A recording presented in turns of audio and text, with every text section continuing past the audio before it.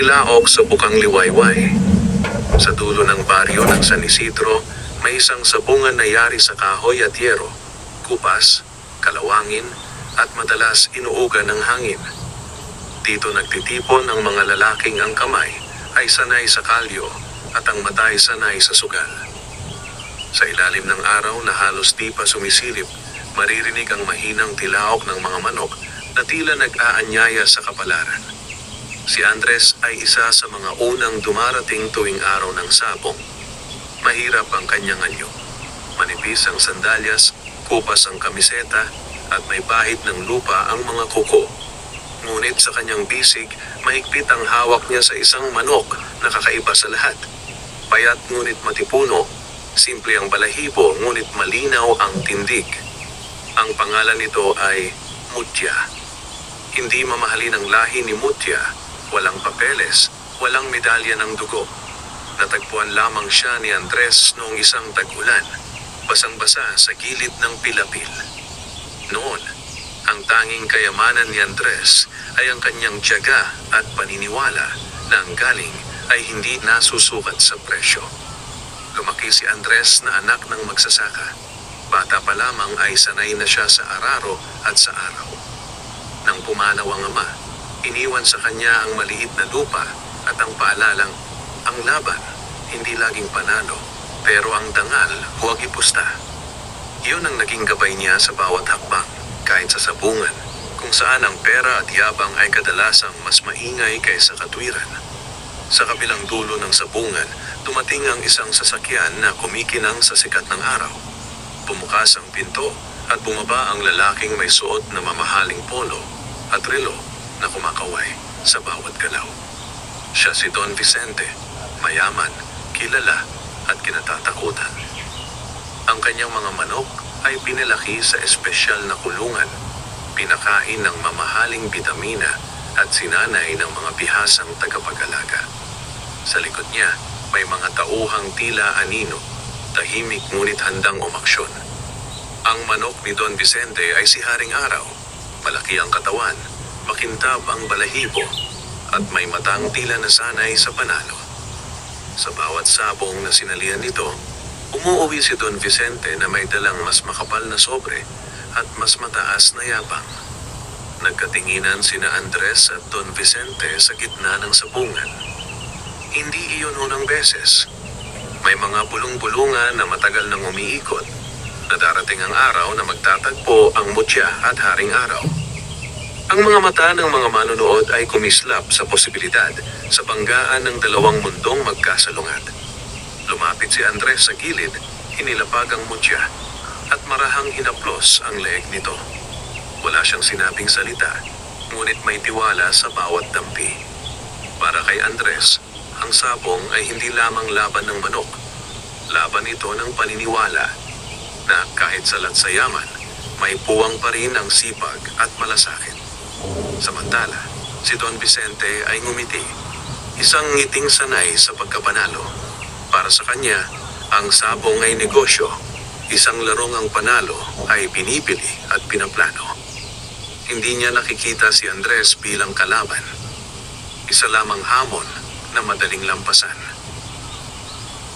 Habang tumataas ang araw at dumarami ang tao, ramdam sa hangin ng tensyon. May mga pustahan ng binubulong, may mga pangalang binibigkas. Ang sabungan ay tila humihinga, naghihintay sa sandaling magtatagpo ang dalawang mundo.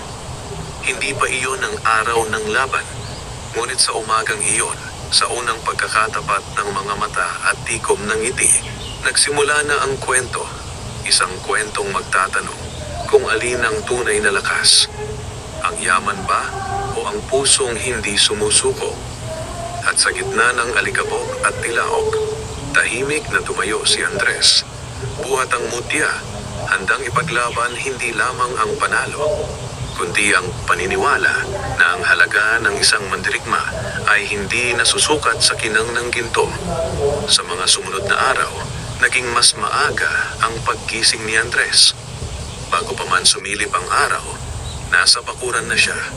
Nagwawalis ng tuyong dahon, nag-aayos ng kulungan, at tinitiyak na may sapat na tubig at pagkain si Mutya. Hindi marangya ang kanyang pamamaraan. Mais, gulay na tinadtad at oras ang puhunan. Ngunit sa bawat kilos, may pag-iingat na tila hinahaplos ang sariling pangarap. Ang bakuran ni Andres ay payak. Lupa ang sahig, kawayan ang bakod, at sa gitna'y may maliit na punong bayabas na sumasalo sa lilim ng tanghali. Dito siya natutong maghintay.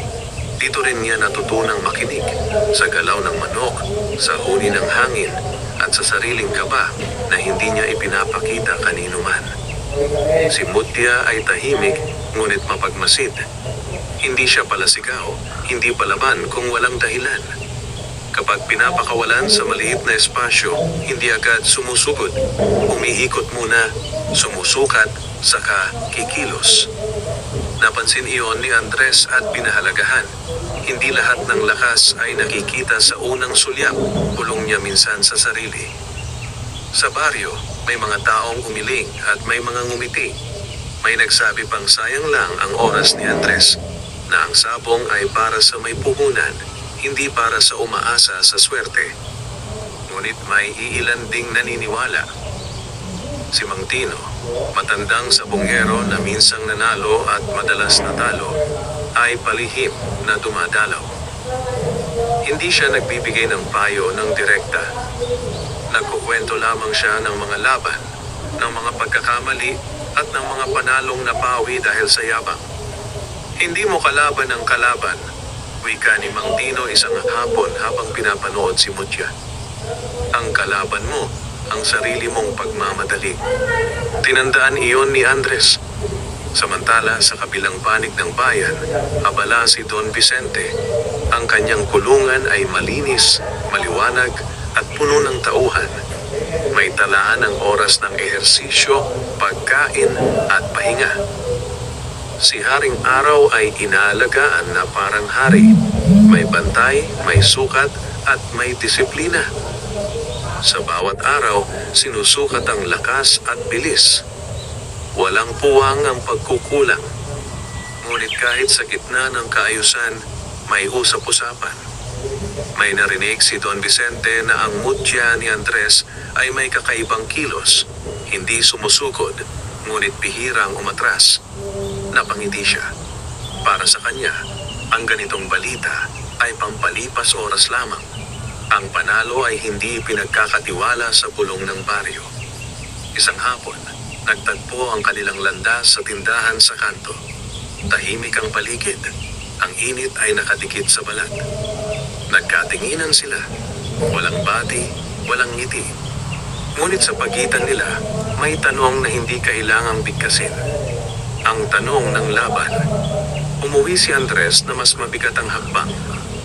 Hindi dahil sa takot, kundi dahil sa bigat ng inaasahan. Alam niyang darating ang araw na hindi sapat ang tiyaga kung kulang ang tapang. Sa gabing iyon, naupo siya sa tabi ng kulungan ni Mutya, nakatingin sa dilim. Hindi siya nagdasal ng panalo.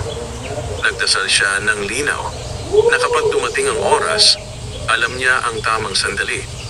Sa dilim ng baryo, may mga pangarap na hindi natutulog. May mga pangakong binubuo sa katahimikan. At sa pagitan ng alikabok at bituin, unti-unting hinuhubog ang kapalaran. Hindi sa ingay, kundi sa tiyaga. Dumating ang araw na hindi na maiiwasan ang usapan. Sa sabungan ng San Isidro, sa gitna ng init at usok ng hapon, may isang lalaking lumapit kay Andres. Hindi siya kilala sa pangalan, ngunit kilala ang papel na hawak, ang paanyaya sa laban. Tahimik na binasa ni Andres ang nakasulat. Walang paligoy, isang laban, isang araw, isang manok laban sa isa. Ang pangalan ni Don Vicente ay malinaw sa ibaba, pirma na matatag, tila walang pag-aalinlangan. Hindi agad sumagot si Andres. Tiningnan niya ang paligid, ang mga mukha ng mga taong umaasa sa chismis, ang mga matang sabik sa sagupaan. Sa ganitong sandali, ang desisyon ay hindi lamang kanya. Dala nito ang bigat ng baryo, ng mga naniniwala at ng mga nandilibak. Umuwi siya na may papel sa bulsa at katahimikan sa dibdib. Kinagabihan, umulan. Ang patak sa bubong ay paulit-ulit, parang tanong na hindi tinatapos. Umupo si Andres sa tabi ng kulungan ni Mutya. Hawak ang papel. Hindi niya ito binuksan muli. Alam na niya ang laman.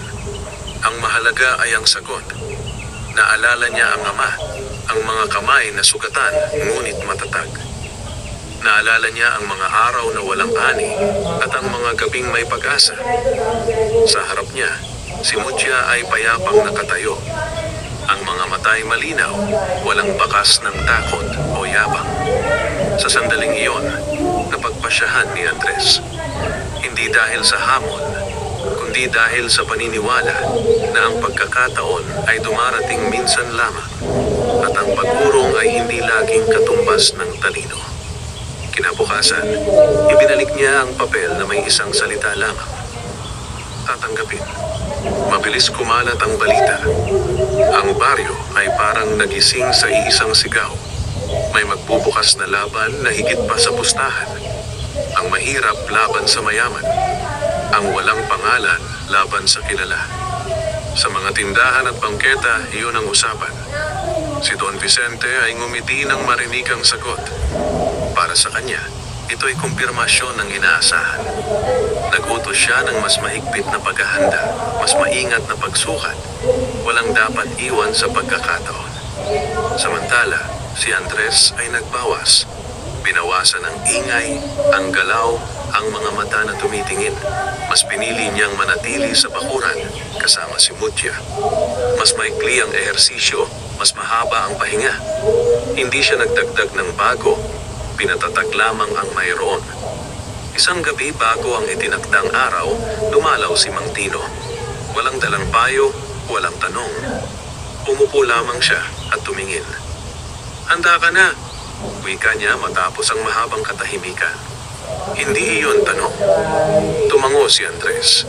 Hindi dahil sigurado siya sa panalo, kundi dahil alam niyang hindi na siya uurong.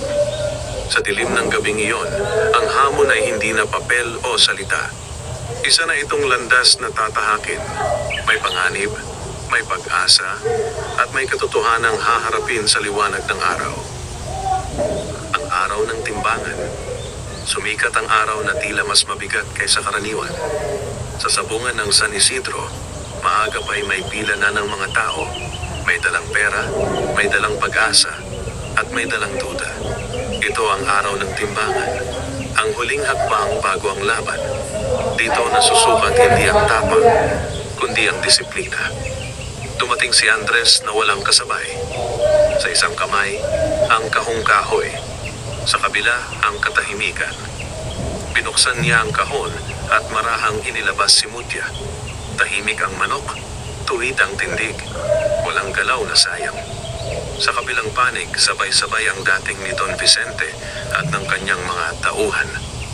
May bitbit na kagamitan, may dalang listahan, at may kumpiyansang hindi na itinatago.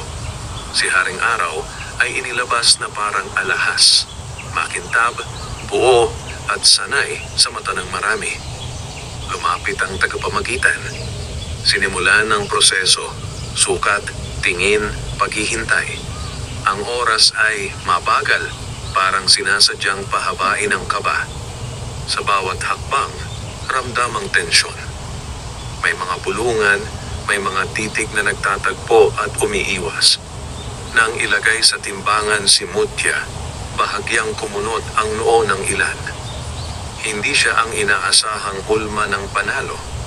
Ngunit nang ilagay si Haring Araw, may mga napangiti. Ito ang anyo ng paborito. Natapos ang timbangan na walang reklamo. Pantay ang kondisyon. Malinis ang usapan. Ngunit ang mga mata ay hindi nagsisinungaling. May mga tanong na hindi kayang sagutin ng numero. Habang nag-aayos ang mga tao, nagkasalubong sina Andres at Don Vicente sa makitid na daan sa likod ng sabungan. Sandaling nagkatitigan. Walang salita ang binitiwan, ngunit may mensaheng malinaw. Bukas, sa harap ng lahat, magsasalita ang laban. Umuwi si Andres bago pa lumubog ang araw. Pinakain niya si Mutya. Sinigurong payapa ang paligid. Umupo siya sa tabi ng gulungan at hinayaang dumaan ang oras. Hindi niya iniisip ang pustahan, ang sigawan o ang panalo. Iniisip niya ang sandali, ang tamang sandali. Sa kabilang dulo ng bayan, si Don Vicente ay nagbilang. Hindi pera ang binibilang niya, kundi posibilidad. Para sa kanya, ang laban ay dapat tapos na bago pa man magsimula. Ngunit sa pagitan ng dalawang bakuran, may isang katotohanang tahimik na umiiral. Kapag nagsimula na ang laban, pareho silang mawawalan ng kontrol. At doon, lalabas ang tunay na anyo ng lakas. Dumating ang araw ng laban na may dalang init at sikip. Ang sabungan ng San Isidro ay puno, mas puno kaysa dati. Ang alikabok ay kumakapit sa balat, at ang mga boses ay nagsasalubong, nagbabanggaan, nag-uunahan. Sa gitna ng lahat, may isang bilog na espasyong tila hiwalay sa mundo. Ang labanang magtatakda ng kwento. Maagang dumating si Andres. Hindi siya nagmadali. Pinili niya ang gilid na may lilim, inilapag ang kahon, at huminga ng malalim. Si Mutya ay tahimik sa loob, hindi balisa, hindi agresibo. May katahimikang parang ipon na lakas. Sunod na dumating si Don Vicente, sinundan ng mga tauhan at ng kumpol ng tingin. Ang bawat hakbang niya ay may kumpiyansang hinubog ng panalo. Si Haring Araw ay inilabas sa tamang oras, hindi masyadong maaga, hindi masyadong huli. Ang galaw nito ay kontrolado, sanay sa mata at palakpak. Nagsimula ang mga hiyawan. Ang mga pangalan ay binibigkas na parang dasal. May mga kamay na nagbibilang, may mga matang nagbabantay. Sa ganitong sandali, ang tao ay nagiging taya. Umaasa na ang hula ay tama. Lumapit ang tagapamagitan. Hudyat ang ibinigay.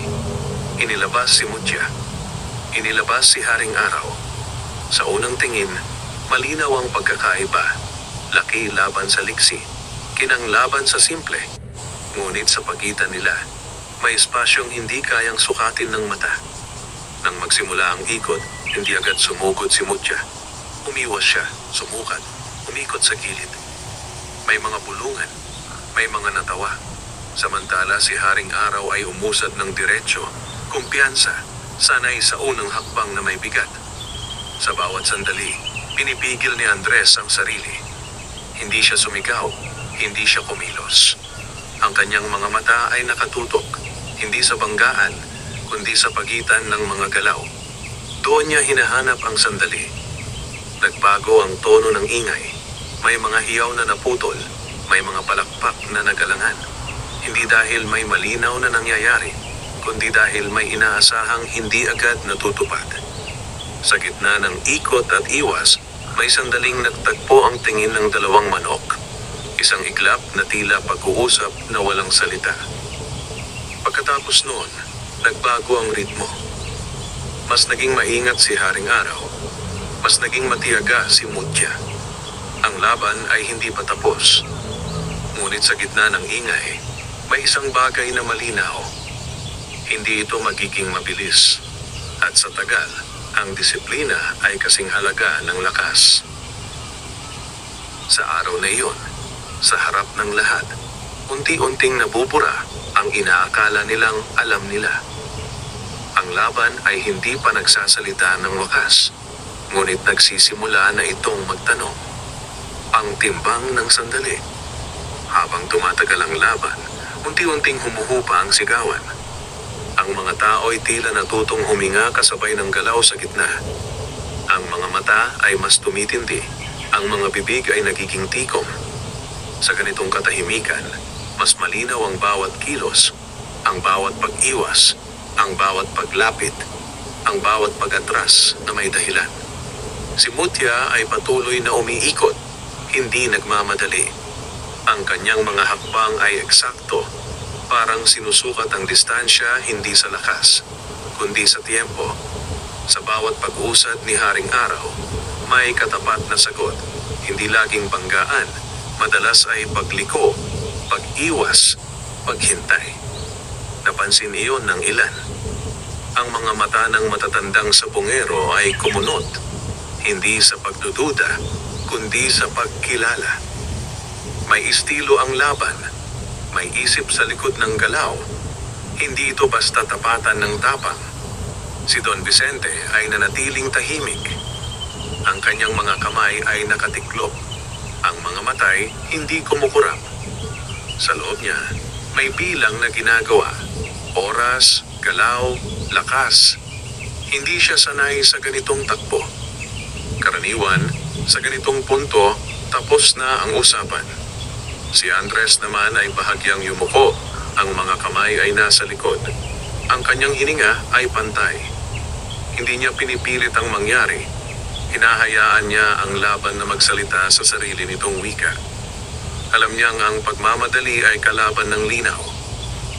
May sandaling naglapit ang dalawa. Hindi biglaan, hindi marahas. Isang pag-usad na may pagsukat, isang pagtugon na may paggalang sa distansya.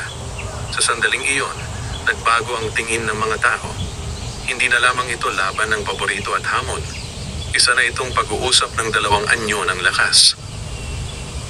Lumipas ang ilang sandali na parang mabagal ang oras. Ang init ay nananatili. Ang alikabok ay nakapirmi sa hangin. May mga taya na nagbago ng isip. May mga bulong na naputol. Sa ganitong laban, ang katiyakan ay bihira. Sa isang iglap, may pagkakataong lumitaw. Hindi malinaw, ngunit naroon. Si Mutya ay huminto sa ikot, bahagyang sumandal sa gilid ng espasyo. Si Haring Araw ay umusad, dala ang bigat ng kumpiyansa. Hindi pa iyon ang sandali. Alam iyon ni Andres. Hindi pa. At sa pagpigil na iyon, sa kakayahang maghintay, unti-unting nabibigatan ang laban. Ang bawat segundo ay nagiging tanong. Sino ang mauuna? Sino ang magkamali? Sino ang magpapakita ng tunay na tibay? Sa gitna ng katahimikan at init, ang laban ay hindi pa nagbibigay ng sagot. Ngunit ang bigat ng sandali ay malinaw na hindi lahat ng lakas ay sumasabog. Ang iba, dumarating ng tahimik. May sandaling tila huminto ang hangin. Hindi dahil may nangyari, kundi dahil may inaasahang mangyayari. Sa ganitong laban, ang pagbabago ay dumarating hindi sa ingay, kundi sa paglihis, isang maling hakbang, isang sobrang kumpiyansa, isang segundo ng pag-aalinlangan. Si Haring Araw ang unang nagbago ng ritmo. Mula sa maingat na pag-usad, nagkaroon ng bahagyang pagbilis. Hindi padalos-dalos, ngunit may bahid ng pagpupumilit. Ang tagal ng paghihintay ay nagsimulang magpabigat. Sa mata ng mga sanay, iyon ang palatandaan ng pagkabagot na dahan-dahang sumisiksik sa loob ng disiplina. Si Mutya ay nanatiling payapa. Hindi siya umurong, hindi rin siya sumugod. Sa halip, nagbago ang anggulo ng kanyang ikot. Mas malapit, mas tuwid. Ang pagitan na kanina'y ligtas ay lumiit. Ang bawat galaw ay mas malinaw ang layon. Napansin ni Andres ang pagbabago. Hindi sa galaw ng paa, kundi sa linya ng katawan. Doon niya nakita ang pagbukas. Hindi malaki, ngunit sapat. Ang sandali ay hindi sumigaw. Dumating ito na parang anino. Sa gitna ng pag-usad ni Haring Araw, may isang hakbang na masyadong buo ang loob. Sa hakbang na iyon, ang balanse ay bahagyang nagbago. Hindi nakita ng karamihan, ngunit nakita ni Mutya. Hindi agad ang sagot. Isang iwas muna, isang pag-ikot na mas maiksi. Pagkatapos, ang pagharap, hindi tuwid, kundi pahilis. Sa galaw na iyon, nag-iba ang tingin ng laban. May mga pulong na naputol, may mga matang nanlaki. Si Don Vicente ay bahagyang umusog. Hindi siya nagsalita, ngunit ang kanyang tikom na labi ay humigpit. Sa unang pagkakataon, ang bilang sa loob niya ay nagulo. Naglapit ang dalawa. Hindi marahas, hindi biglaan. Ngunit sa pagitan nila, may malinaw na pagbabago. Ang isa ay nagsisimulang magtanong, Ang isa'y nagsisimulang sumagot. Ang sagot ay hindi sigaw. Isa itong pag-angkin sa espasyo.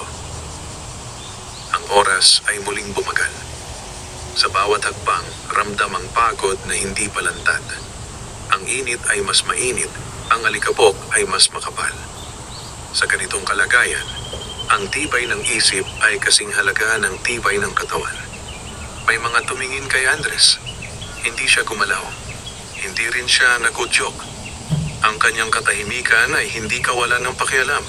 Ito'y tiwala na ang sandali ay alam ang sarili nitong oras. At sa pag-ikot na iyon, sa bahagyang paglihis ng galaw, nagsimulang pumanig ang kapalaran. Hindi pa malinaw kung kanino, ngunit malinaw na ang laban ay tumawid na sa puntong wala nang babalikan. Sa puntong iyon, ang laban ay hindi na kayang itago sa ingay.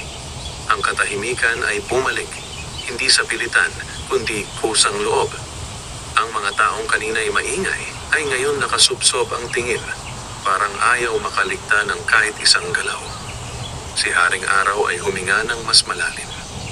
Hindi yun kapansin-pansin sa unang tingin, ngunit sa mata ng may karanasan, malinaw ang pagbabago. Ang dating pantay na galaw ay nagkaroon ng bahagyang antala. Ang bawat pag-usad ay may kasamang pagsukat na mas maingat kaysa dati. Isang senyas ng pag-iingat na dumarating kapag ang kumpiyansa ay nasubok. Si Mutya, sa kabilang banda, ay tila mas malinaw ang tindig. Hindi dahil mas malakas siya, kundi dahil mas buo ang loob. Ang ikot niya ay mas maiksi. Ang pagitan ay mas kontrolado. Sa bawat sandali, binabawasan niya ang espasyong pinaghaharian ng kalaban. Hindi bigla, hindi marahas, kundi paunti-unti, walang sayang na galaw. May mga matang nagkatinginan sa hanay ng mga nanonood. May mga pustahan na hindi na binibigkas. May mga kamay na kusang huminto sa pagkilos. Ang laban ay pumasok sa yugto kung saan ang hula ay hindi na sigurado. Si Don Vicente ay tumayo ng bahagya, saka muling umupo. Ang kanyang mga daliri ay kumilos sa ere, parang may binibilang na hindi na mahanap ang tamang sagot. Sa unang pagkakataon, ang katahimikan ay hindi niya kaalyado. Si Andres ay nanatiling payapa. Ang kanyang paningin ay hindi kumukurap, ngunit ang kanyang hininga ay mabagal. Hindi siya naghahanap ng himala. Hinahayaan niyang ang laban ay humubog sa sarili nitong anyo. Alam niyang kapag pinilit ang sandali, nawawala ang linaw. Naglapit muli ang dalawa, mas malapit kaysa dati. Ang pagitan na dati ligtas ay ngayon manipis na. Sa manipis na pagitan, ang desisyon ay nagiging mas mabigat. Ang bawat galaw ay may kapalit. May iglap na nagkatinginan ng dalawang manok, hindi bilang hamon, kundi bilang pagkilala. Sa iglap na iyon, parang huminga ang laban at inilantad ang katotohanan. Hindi lahat ng panalo ay dinudurog. Ang iba, inaangkin sa tiyaga. Ang init ay nananatili, ang alikabok ay nakalutang. Ngunit sa gitna ng lahat, malinaw ang isa. Ang laban ay nasa huling hakbang ng paghubog. Ang susunod na sandali ay hindi na tungkol sa paghihintay, kundi sa pagpili. May katahimikang bumalot sa sabungan na parang ulap na mabigat. Hindi ito ang katahimikan ng takot, kundi ng pag-amin na ang laban ay umabot na sa puntong hindi na kayang hulaan. Ang bawat isa ay nakasandal sa sarili nilang paghinga, parang doon na lamang kumakapit ang oras. Si Haring Araw ay umatras ng bahagya. Hindi ito pag-urong ng takot, kundi pag-iingat na huli na. Ang dating tuwid na tindig ay nagkaroon ng kaunting alangan. Sa bawat hakbang, may tanong na hindi nasasagot agad. Ang lakas ay naroon pa, ngunit ang kumpiyansa ay may bitak. Si Mutya ay hindi sumugod. Sa halip, tumigil siya sandali. Isang hinto na parang pagdinig sa sarili. Sa hinto na yon, nakita ni Andres ang hinahanap niyang linya. Hindi sa bilis, hindi sa banggaan, kundi sa tiempo. Ang sandali ay dumating na parang pabulong. May mga nanonood na napahawak sa dibdib, may mga napapikit. Ang espasyo sa gitna ay lumiit hanggang sa maging isang pasyang kailangang gawin. Walang atrasan, walang dagdag na ikot. Si Don Vicente ay tumayo, hindi sinasadya. Ang kanyang mga mata ay nakapako, ang mga labi ay bahagyang nakabuka. Hindi siya nagsalita. Hindi na niya kayang baguhin ang nangyayari. Sa iglap na iyon, nagbago ang direksyon ng laban. Hindi ito biglaan, hindi marahas. Isang hakbang na may buong loob, isang paglapit na walang sayang. Ang galaw ni Mutya ay eksakto, parang inipon ng mahabang paghihintay. Nagtagpo ang dalawa sa sentro. Hindi sa lakas nagpasya ang sandali, kundi sa linaw. Ang mga mata ng nanonood ay sabay-sabay na kumurak, parang ayaw maniwala sa nakikita. Pagkatapos may isang katahimikang mas malalim kaysa kanina. Hindi ito pagkalito, kundi pagkilala na ang laban ay naglabas ng katotohanan nito. Ang katotohanang hindi lahat ng pinapaboran ay nananatiling paborito at hindi lahat ng minamaliit ay mananatiling hamon. Si Andres ay huminga ng malalim. Hindi siya sumigaw, hindi siya ngumiti. Ang kanyang mga kamay ay bahagyang nanginig, hindi sa tuwa, kundi sa bigat ng sandaling tinanggap. Ang laban ay hindi pa tinatawag, ngunit ang direksyon ay malinaw. Sa huling pagtaya ng oras at loob, ang kapalaran ay pumili, hindi dahil sa yaman, kundi dahil sa pasensya. Dahan-dahang bumalik ang ingay sa sabungan, parang alon na nag-aalinlangang humampas. May mga boses na hindi sigurado, may mga matang naghahanap ng kumpirmasyon. Sa gitna, ang laban ay tumigil sa isang anyong hindi kailangan ng sigaw para maintindihan. Ang tagapamagitan ay lumapit, maingat ang hakbang, malinaw ang tingin. Sinuri ang sandali, ang galaw, ang kalagayan. Walang pagmamadali. Ang ganitong desisyon ay hindi pwedeng ipasa sa ingay. Sa paligid, may mga huminga ng malalim. Ang init ay nanatili, ngunit ang bigat ay nagbago ng anyo. Hindi na ito kaba, isa na itong pagtanggap. Nang itaas ang kamay ng tagapamagitan, ang hatol ay malinaw. Walang palakpakan ng sumabog, may katahimikang mas totoo kaysa sigawan. Sa katahimikang iyon, naroon ang pagkilala. Si Andres ay lumapit, marahan. Kinuha niya si Mutya na parang kinukuha ang isang pangakong tinupad. Wala siyang ipinakitang tuwa na magarbo. Sa kanyang mukha, may pagod at ginhawa na magkasabay. Ang uri ng ginhawang hindi humihingi ng saksi. Sa kabilang panig, si Don Vicente ay nanatiling nakatayo. Hindi siya nagreklamo, hindi rin siya umalis agad. Sa sandaling iyon, ang yaman at pangalan ay hindi sandata. Ang natira ay ang tahimik na pag-unawa na ang laban ay hindi laging nasusukat sa puhunan. Unti-unting naghiwa-hiwalay ang mga tao. May mga kwentong uuwi sa mga bahay, may mga aral na mananatili sa isip. Sa mga mata ng ilan, ang araw na iyon ay magiging alamat. Hindi dahil sa laki ng pustahan, kundi dahil sa linaw ng naging laban. Umuwi si Andres sa bakuran na payapa. Inilagay niya si Mutya sa kulungan, pinakain, pinahinga. Umupo siya sa ilalim ng punong bayabas at hinayaang lumubog ang araw. Hindi niya binilang ang napanalunan. Hindi niya binanggit ang pangalan ng natalo. Para sa kanya, sapat na ang kalamang ang paniniwala ay may patutunguhan. Sa pagdilim, ang baryo ay bumalik sa karaniwan. Ngunit sa gitna ng katahimikan, may isang kwentong mananatili, na ang tunay na lakas ay hindi laging maingay, at ang tagumpay ay hindi laging kumikislap. Minsan, ito'y dumarating na payapa, dala ang bigat ng tiyaga at linaw ng loob. At sa ilalim ng mga bituin, tahimik na tumilaok si Mutya, hindi bilang hamon, kundi bilang tanda na ang araw ay naghatol at ang dangal ay nanatili.